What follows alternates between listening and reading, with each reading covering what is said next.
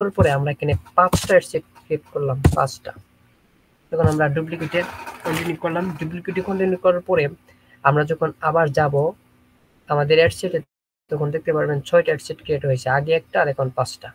Total এই যে দেখুন অ্যাডসেট। এই ক্যাম্পেইনের আন্ডারে অ্যাডসেটে আমাদের 6টা অ্যাডসেট ক্রিয়েট হয়েছে। এখন বলবেন যে ভাই 6টা অ্যাডসেট কেন ক্রিয়েট করলেন? এখন আপনি যদি আপনার এই ক্যাম্পেইনটা অ্যাওয়ারনেসটা বিভিন্ন লোকেশনে বিভিন্ন কাস্টমারের সামনে প্রোভাইড করতে চান, তাহলে আপনি বিভিন্ন লোকেশন সেট করবেন। যেমন আপনি মনে করুন 6টা সিটিকে আপনি টার্গেট করলেন, যেমন ঢাকাকে আপনি টার্গেট করলেন, চট্টগ্রামকে টার্গেট করলেন, সিলেটকে টার্গেট করলেন, বিভিন্ন জেলাকে আপনি টার্গেট করলেন। যখন টার্গেট ওয়েজে এক একটা অ্যাড সেটে এক একটা লোকেশন দিয়ে আপনি অ্যাড প্রোভাইড করবেন, তখন ফেসবুকের অ্যালগোরিদম আপনার ওই অ্যাড সেটটাকে ডিটেক্টিভ করতে পারবে সহজে, যার ফলে আপনার ফেসবুকের অ্যাডের রেজাল্টটা ভালো আসবে। আপনি যেখানেই অ্যাড সেট রান করুন না কেন, আপনি ফেসবুকে 6টা অবজেক্টিভ দিয়েছে, তার মানে 6টাই কার্যকরী। শুধু যে সেলসের মাধ্যমে আপনি অ্যাড রান করবেন সেটা ম্যাটার করে না। আপনি আপনার বিজনেসকে রান করতে গেলে প্রথমে অ্যাওয়ারনেস, তারপরে ট্রাফিক, তারপরে এঙ্গেজমেন্ট, এভাবে ধীরে ধীরে আপনি সামনের দিকে আগাতে হবে।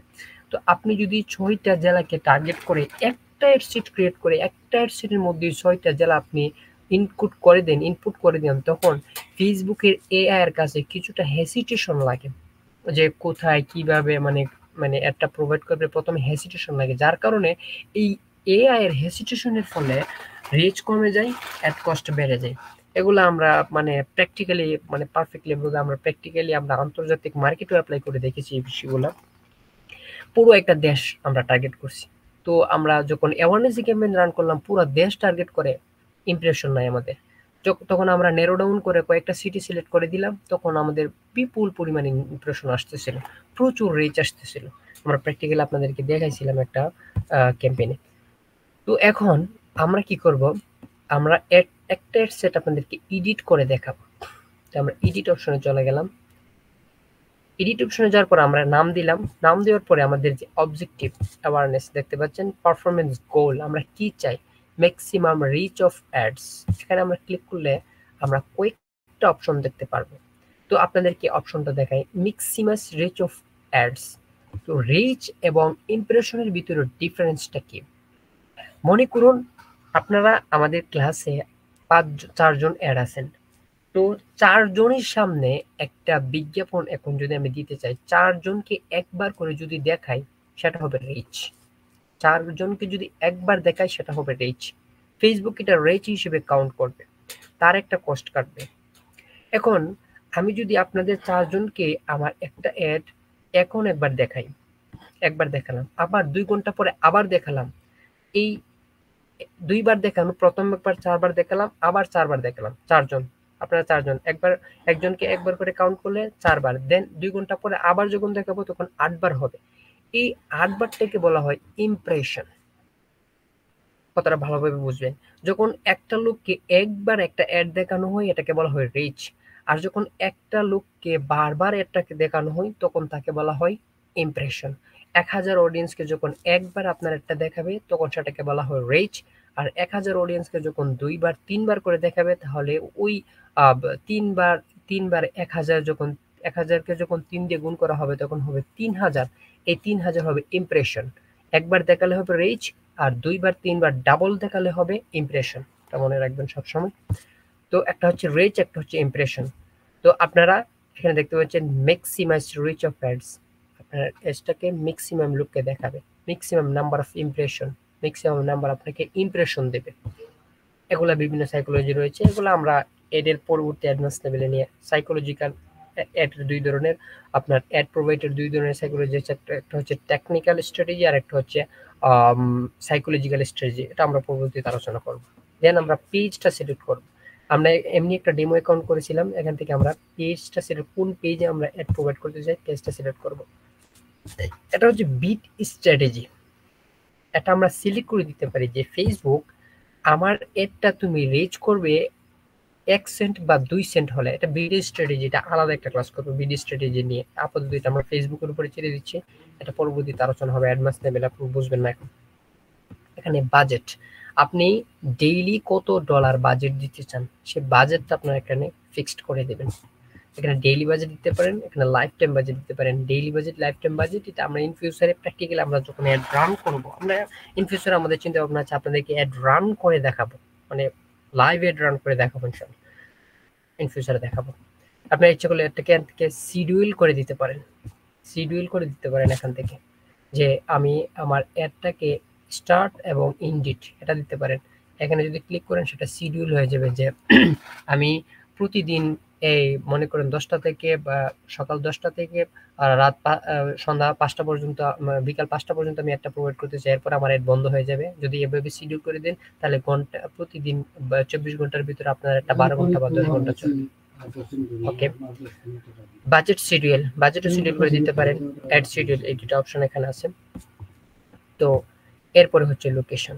লোকেশনে যখন আপনারা ক্লিক করবেন তখন 3টা অপশন আপনাদের সামনে, টার্গেটিংটা পরে আসছে, আগে আমরা লোকেশনটা দেখাই। সেখানে আমরা ব্রাউজ দেখতে পাচ্ছি। ব্রাউজে যখন ক্লিক করব তখন 3টা অপশন হবে, কান্ট্রি, রিজিয়ন, সেভ লোকেশন। যদি সেভ লোকেশন যদি সেভ করে থাকে সেটা আসবে, রিজিয়ন, কান্ট্রি। দেখেন আমি সৌদি আরবে আছি, এজন্য বাই ডিফল্ট সৌদি আরবের লোকেশন চলে আসছে।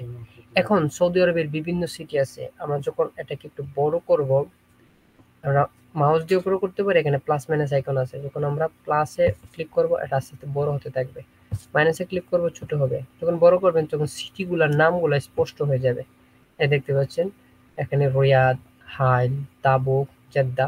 এখন আমরা আমাদের অ্যাডটা স্পেসিফিকলি ভাবে 3টা সিটিতে দেখাতে চাই। আমাদের প্রথম অ্যাড সেটটা আমরা এই যে ড্রপ পিন, সেখানে একটা ক্লিক করব, ক্লিক করে রাইট বাটনে ক্লিক করে আমরা এটাকে ধরে নিয়ে তাবুকে ছেড়ে দেব।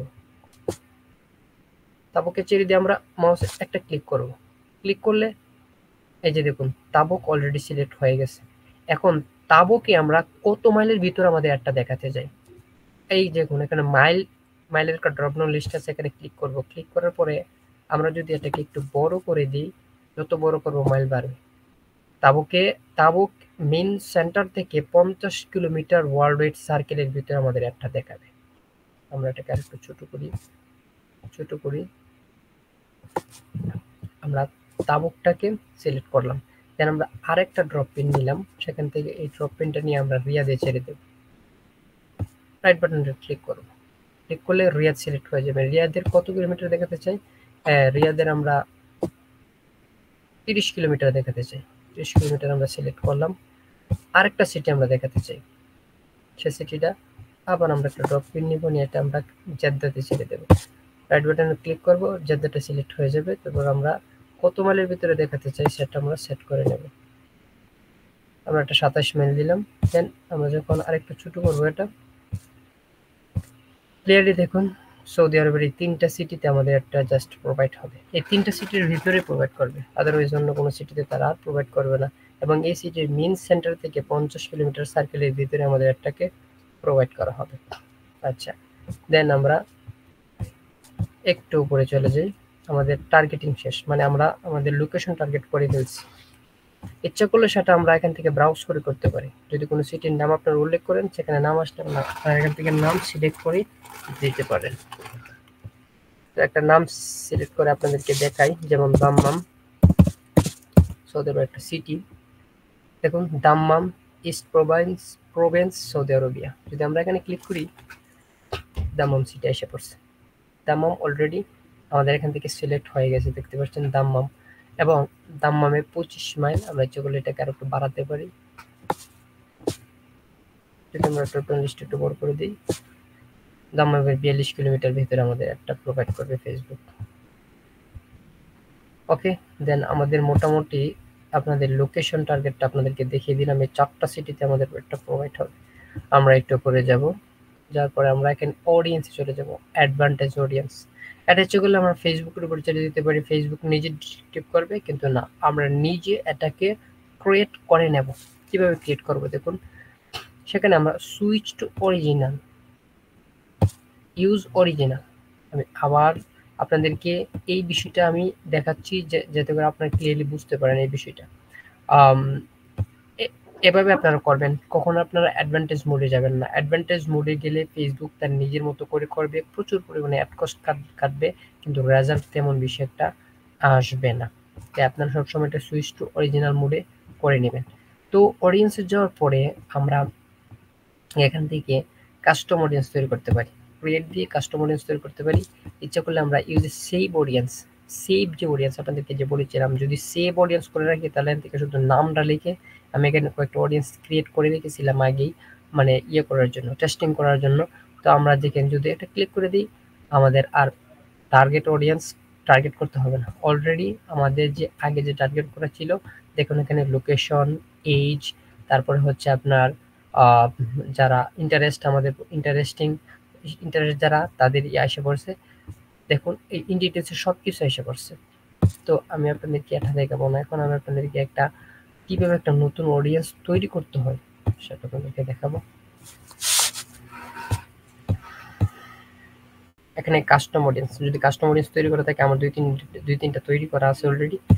তো আমি আপনাদেরকে তৈরি করাগুলো দেখাবো। দেখুন এটা হচ্ছে এজ, এই বিষয়গুলোকে ৩টা ক্যাটাগরিতে বিভক্ত করেছে। আমরা যদি ব্রাউজ করি তাহলে ব্রাউজে দেখতে পারছেন, এটা মানে লোকেশন, সরি এটা এখানে না, আমরা তো এটার কাজ শেষ করে ফেলেছি।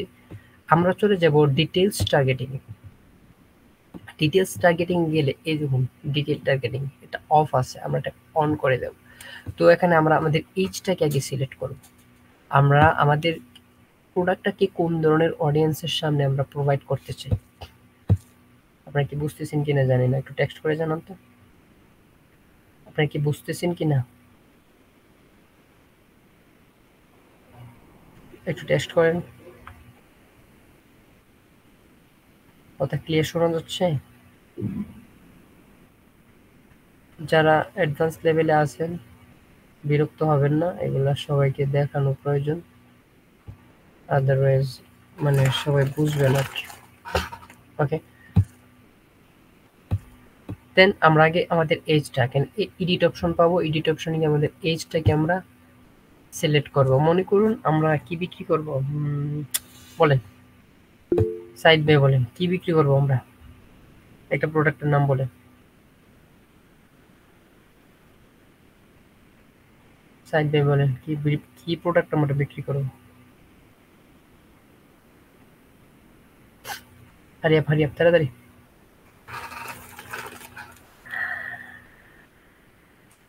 একটা প্রোডাক্টের নাম বলেন। পড়ি সাইড বে বলেন। পাঞ্জাবি, পাঞ্জাবি হুডিতে কি হলো?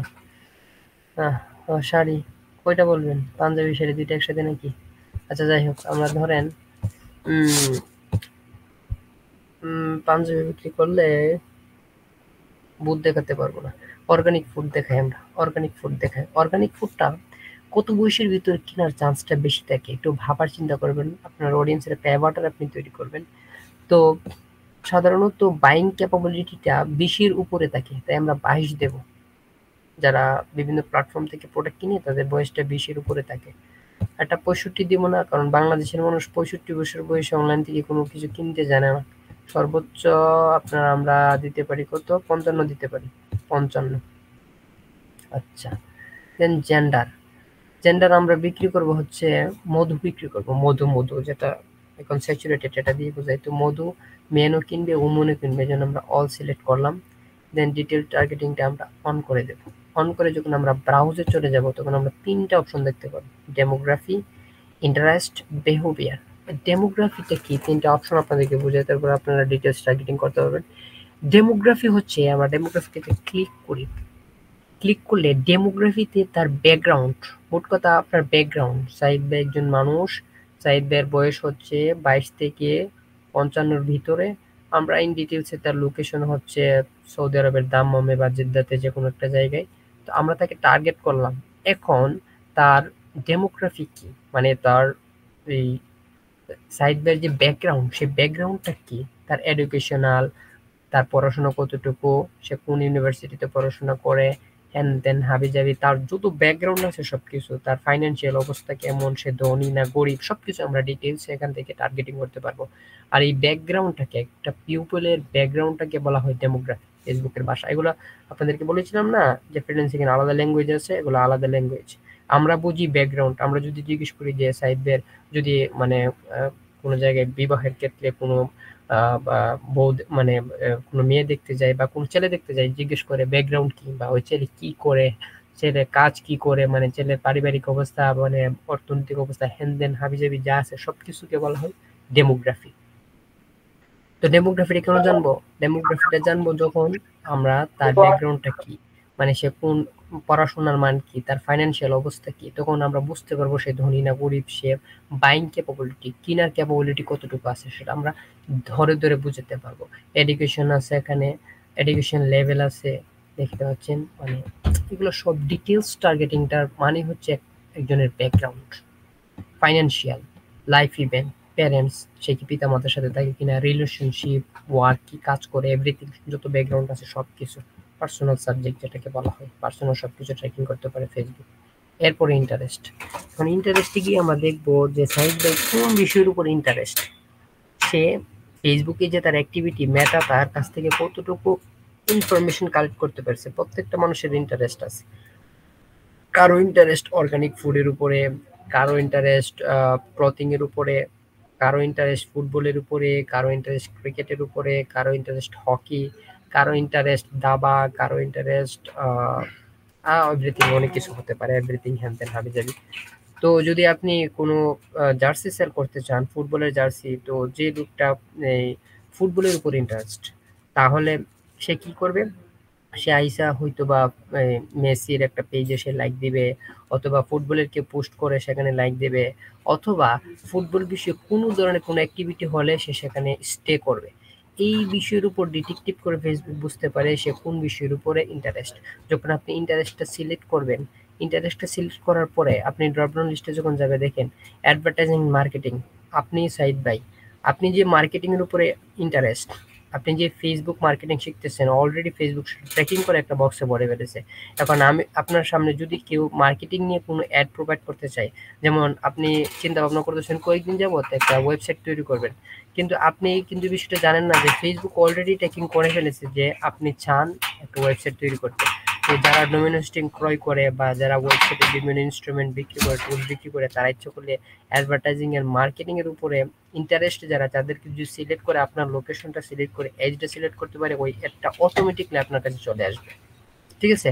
এগ্রিকালচার ইন্ডাস্ট্রি, কৃষিতে যারা ইন্টারেস্ট, যারা বিভিন্ন কৃষি জাতীয় পোস্ট করে, কৃষি পোস্টে লাইক করে, কমেন্ট করে, তাদের সামনে একটা পোস্টটা করে দেবে।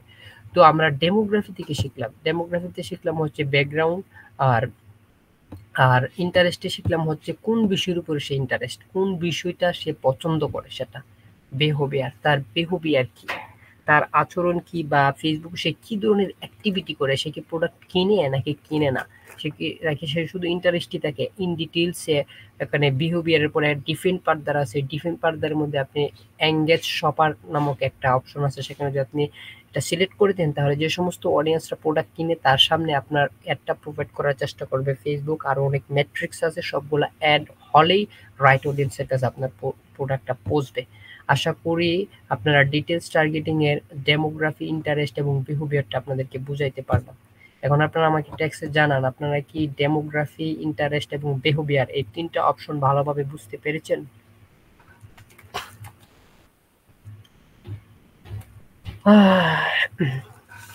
এতটুকুই থাক ক্লাস।